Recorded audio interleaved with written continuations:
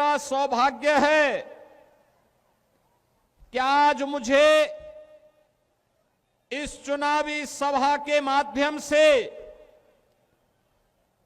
मिथिला की आत्मा कही जाने वाली जगत जननी मां भगवती जानकी की इस पावन धरा को नमन करने का अवसर प्राप्त हो रहा है। बहनों और भाइयों, माता जानकी की इस पावन धरा को कोटि कोटि नमन करते हुए आप सभी मिथिला वासियों का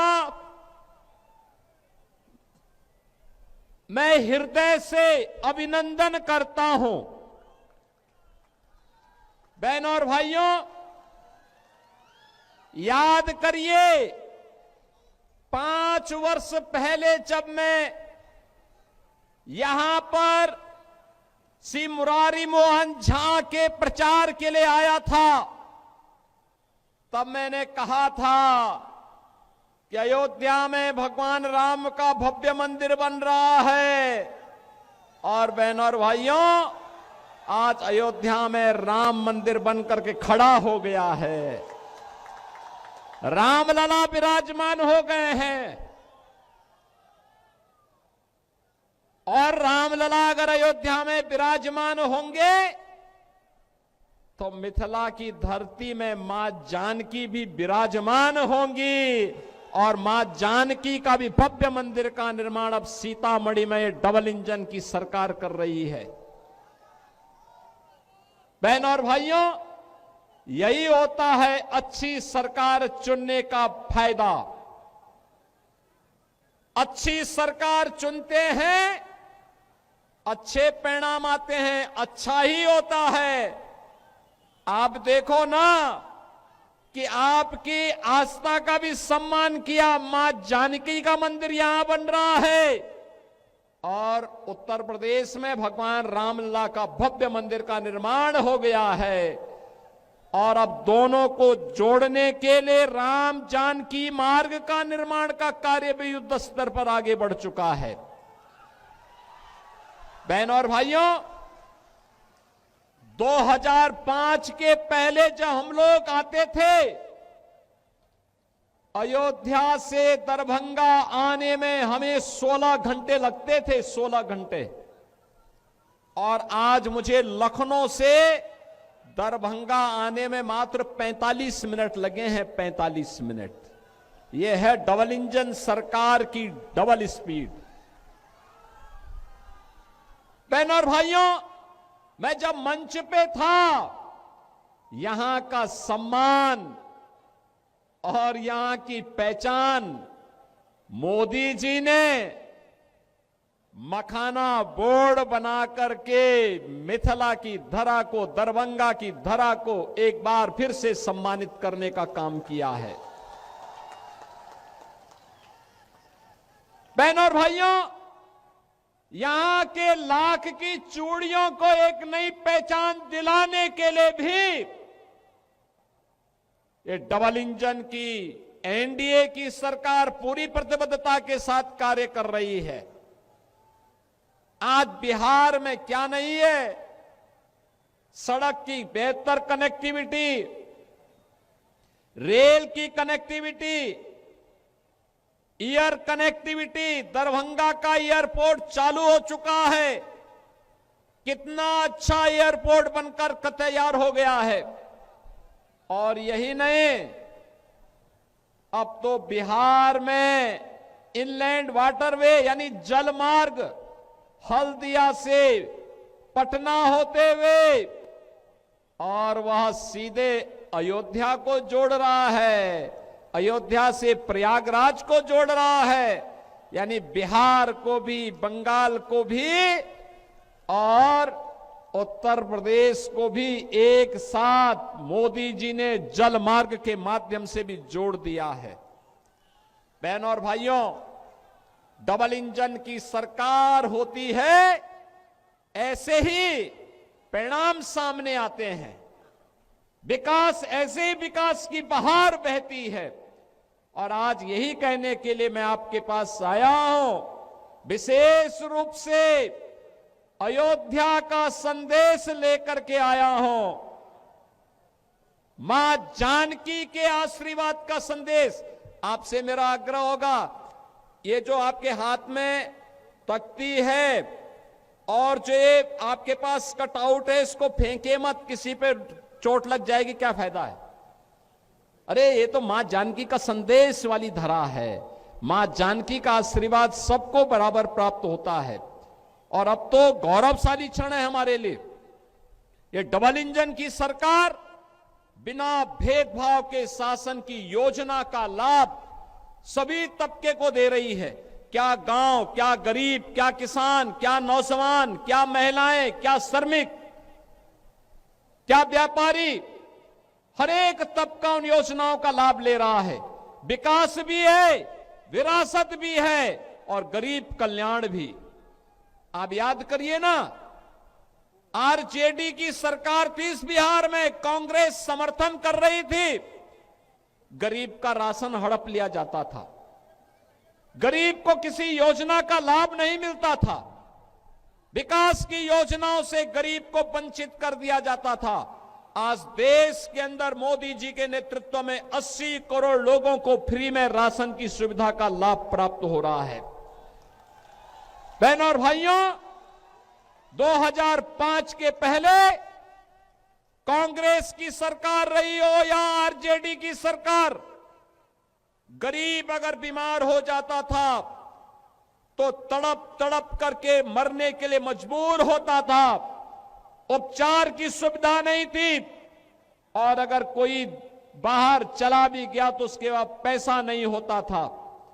आज तो प्रधानमंत्री मोदी जी ने भारत के 50 करोड़ लोगों को आयुष्मान भारत के अंदर प्रतिवर्ष 5 लाख रुपए की स्वास्थ्य बीमा प्रदान कर दी है। आप कहीं भी जाइए, उपचार कराइए। 70 वर्ष से ऊपर का कोई भी व्यक्ति अपना उपचार करा सकता है। बहनों और भाइयों, नारी गरिमा के प्रतीक हर घर में शौचालय स्वच्छता का भी मानक बना है, बहन बेटियों के सम्मान का प्रतीक भी बना है। और यही नहीं, हर गरीब के सिर को ढकने के लिए छत मिलेगी। यह अभी मोदी जी ने, डबल इंजन की सरकार ने करके दिखा दिया है।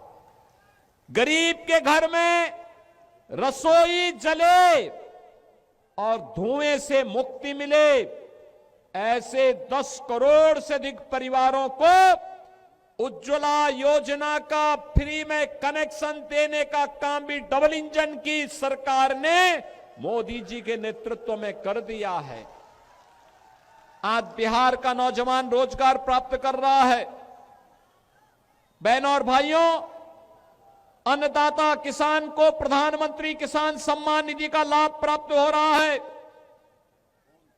समाज के हर तबके को बिना भेदभाव के शासन की योजना के साथ जोड़ा जा रहा है। मैं तो आज आपसे कहने के लिए आया हूं, बहनों और भाइयों, भारतीय जनता पार्टी के हमारे कार्यकर्ता नारा लगाया करते थे। श्री हुकुमदेव नारायण यादव जी जब मंत्री थे तब नारा लगता था, जहां हुए शहीद मुखर्जी वह कश्मीर हमारा है। ये कश्मीर को विवादित किसने किया? ये कांग्रेस ने किया। ये कांग्रेस ने किया है।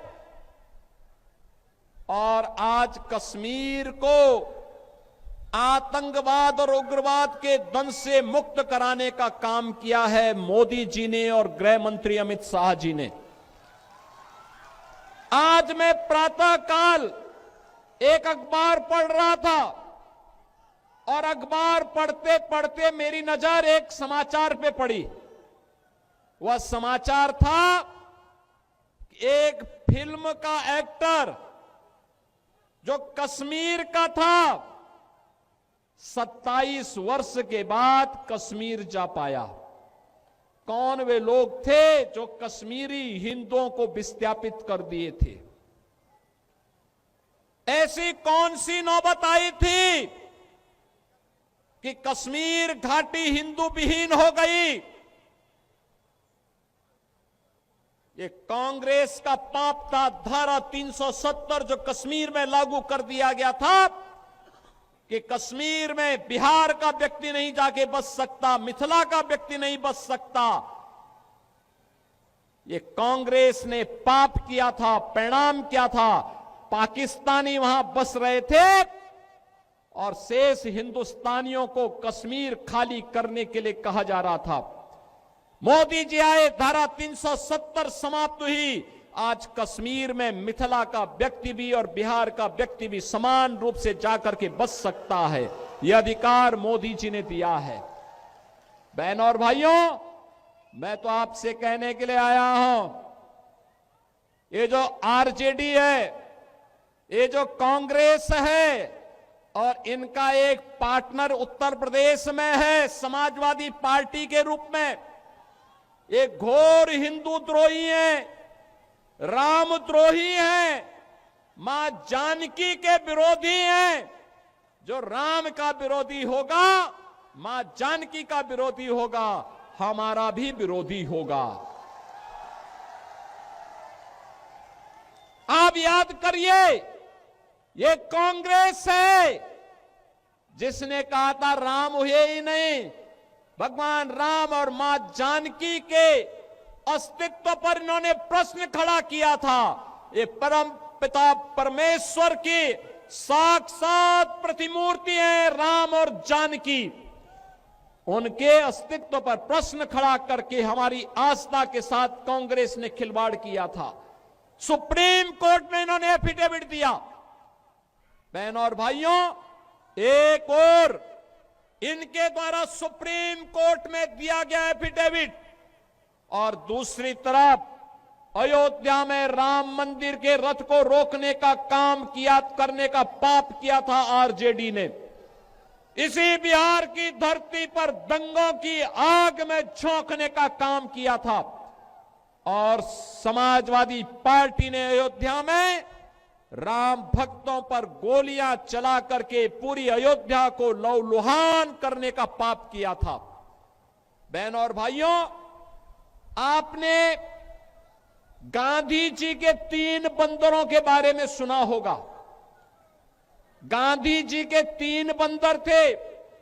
गांधी जी ने तो उनको उपदेश दिया था, बुरा मत देखो, बुरा मत सुनो और बुरा मत बोलो। लेकिन आज इंडी गठबंधन के 3 और बंदर आ गए। ये 3 बंदर पप्पू, टप्पू और अप्पू के नाम पर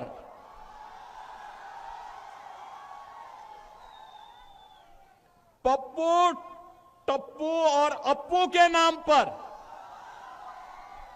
पप्पू सच बोल नहीं सकता, अच्छा बोल नहीं सकता, टप्पू अच्छा देख नहीं सकता और अप्पू सच सुन नहीं सकता। इन लोगों को एनडीए सरकार के द्वारा किए गए विकास दिखाई नहीं दे रहे। उसकी खुशबू इनको सुनाई नहीं दे रहा है, दिखाई नहीं दे रहा है। ये उसके बारे में बोल नहीं सकते, सुन नहीं सकते, देख नहीं सकते और इसीलिए तो दुष्प्रचार कर रहे हैं। आपने देखा होगा कांग्रेस के नेता राहुल जी जब भी कहीं जाते हैं भारत के खिलाफ बोलते हैं, भारत के खिलाफ बोलते हैं, भारत को अपमानित करते हैं, विदेशी आक्रांताओं को महिमा मंडित करते हैं। और ये सभी, ये जो 3 इंडी गठबंधन के 3 बंदरों की जोड़ी है, बहनों और भाइयों, ये 3 बंदरों की जोड़ी ये बिहार में खानदानी माफियाज को गले लगा करके अपना शागिर्द बना करके बिहार की सुरक्षा में सेंध लगाने का काम कर रहे हैं। बिहार की सुरक्षा, घुसपैठियों को बिहार की धरती में घुसा करके बिहार की सुरक्षा में सेंध लगाना। क्या हुआ था आरजेडी की सरकार के समय? क्या हुआ था आरजेडी की सरकार के समय?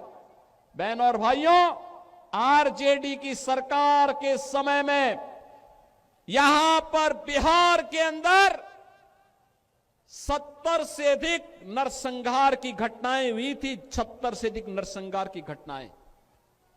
इन्होंने जातीय संगठन खड़े किए थे। बिहार में जाति को जाति से लड़ाते थे। पर्व और त्योहार नहीं होने देते थे। बेटी असुरक्षित, व्यापारी असुरक्षित, नौजवान के जीवन के साथ खिलवाड़, कट्टा बंदूक लेकर के बिहार की पूरी व्यवस्था को इन्होंने धूमिल करने का काम किया था।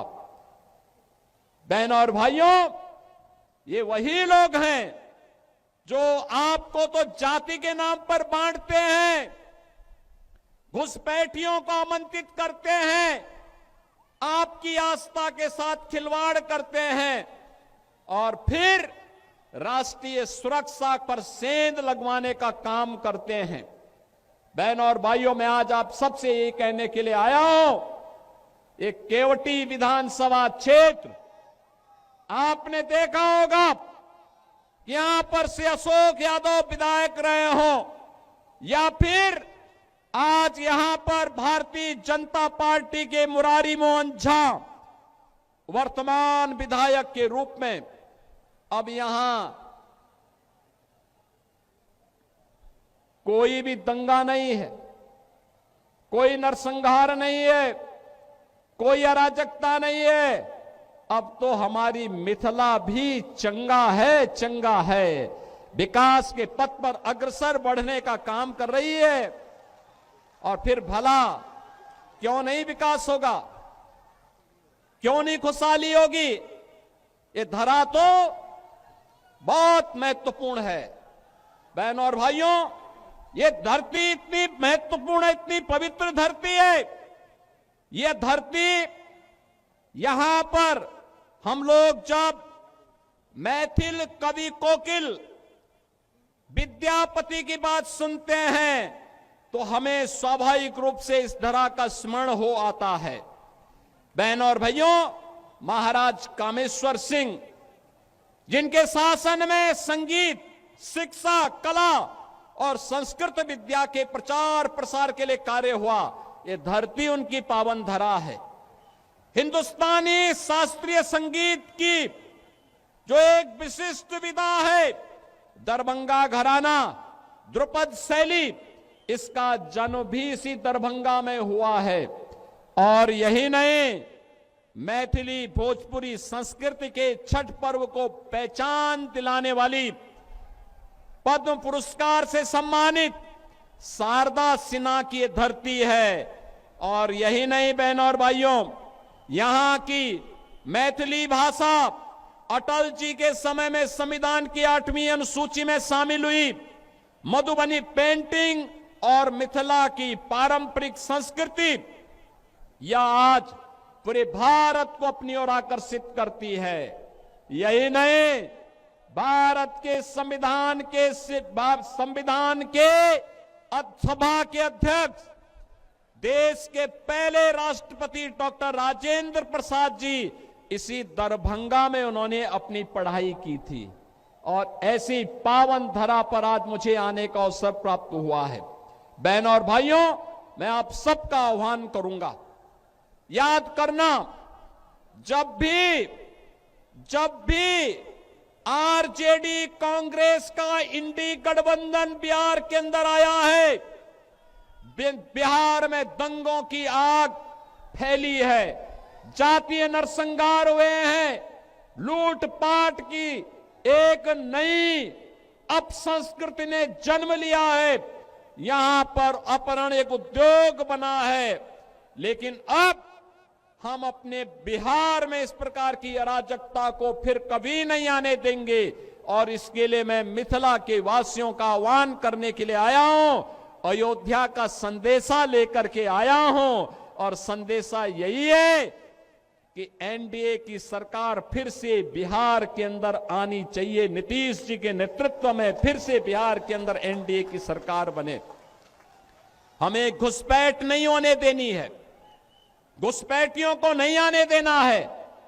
जैसे कश्मीर में धारा 370 को समाप्त करके कश्मीर में पाकिस्तानी तत्वों को मार मार करके खदेड़ करके बाहर किया गया है, ऐसे ही हम अपने सीमावर्ती क्षेत्रों में घुसपैठियों को निकाल निकाल करके बाहर करके और जो भी आपराधिक गतिविधियों में लिप्त होगा उसकी संपत्ति को जब्त करवा करके गरीबों में बंटवाने का काम भी करने का काम एनडीए की सरकार करेगी।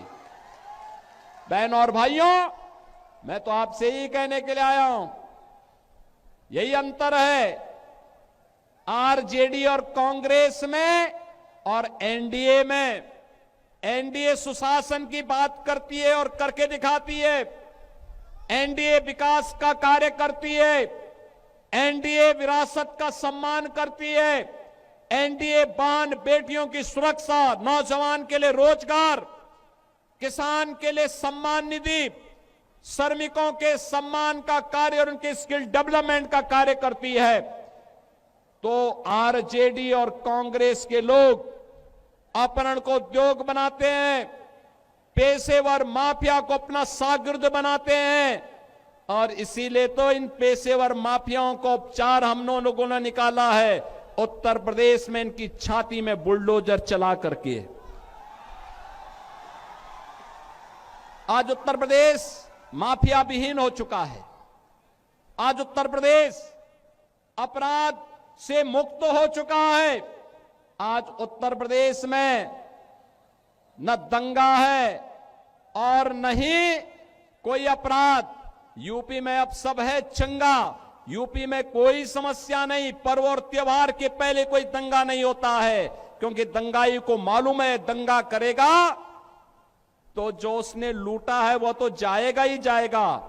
अगर खानदान ने कहीं से कुछ कमाया है वह भी सब जाएगा और गरीबों के लिए फिर आवास बना करके सरकार उन गरीबों को देने का काम कर देगी। बहनों और भाइयों, यहां पर आप फिर से एनडीए के प्रत्याशी श्री मदन मुरारी झा को विजयी बनाइए। किसी भी ऐसे तत्व को मत घुसने दीजिए जो घुसपैठियों को प्रश्रय दे, अराजकता को जन्म दे, पर्व और त्योहारों में मिथिला की संस्कृति को अपमानित करने का काम करे, पर्व और त्योहारों के पहले दंगा कराने का काम करे। जो विकास में बैरियर है उसको पनपने नहीं देना है। और यही कहने के लिए आज मैं आपके पास आया हूं, हमें फिर से अयोध्या और मिथिला को जोड़ करके राम राज्य की अवधारणा को साकार करने की दिशा में आगे बढ़ना है। और राम राज्य की अवधारणा ये तभी आएगी जब बिहार में एनडीए की सरकार आएगी।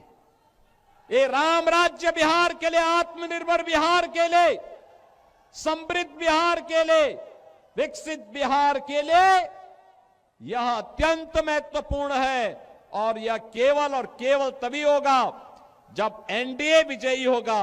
एनडीए विजयी होगा, बिहार विजयी होगा। एनडीए की विजय बिहार की विजय के साथ जोड़ करके देखना होगा। और इसके लिए बहनों और भाइयों, बटेंगे नहीं, कटेंगे भी नहीं। याद करना, बंटे थे तो कटे थे, बटेंगे नहीं तो कटेंगे नहीं। एक रहेंगे तो सेफ भी रहेंगे।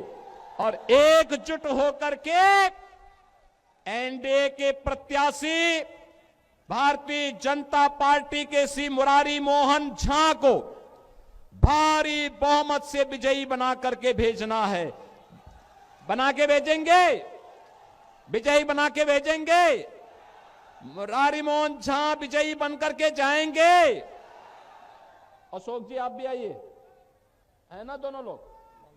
माला आप पहनाइए, पहनाई पहनाई, हाँ हाँ पहनो। यहां के सांसद विजयी माला पहना रहे हैं आपकी तरफ से। सहमत है ना? सभी लोग सहमत हैं? तो फिर जहां तक मेरे आवाज जा रही है, दोनों हाथ ला करके आशीर्वाद दीजिए मुरारी मोहन झा को। जहां तक मेरी आवाज जा रही है, सड़क के उस पार भी इस पार भी, इस सड़क में भी जितने लोग खड़े हैं, आप लोगों से मेरा आग्रह होगा, दोनों हाथ ला करके भारतीय जनता पार्टी के प्रत्याशी को अपना आशीर्वाद दीजिए। इधर भी सारे लोग जितने भी हैं, सभी लोग, कि बटेंगे नहीं, कटेंगे भी नहीं। न बटेंगे और न कटेंगे। हम तो एनडीए को विजयी बना करके बिहार को समृद्ध बनाएंगे। मेरे साथ बोलेंगे, जय श्री राम, जय जय श्री राम, जय जय श्री राम।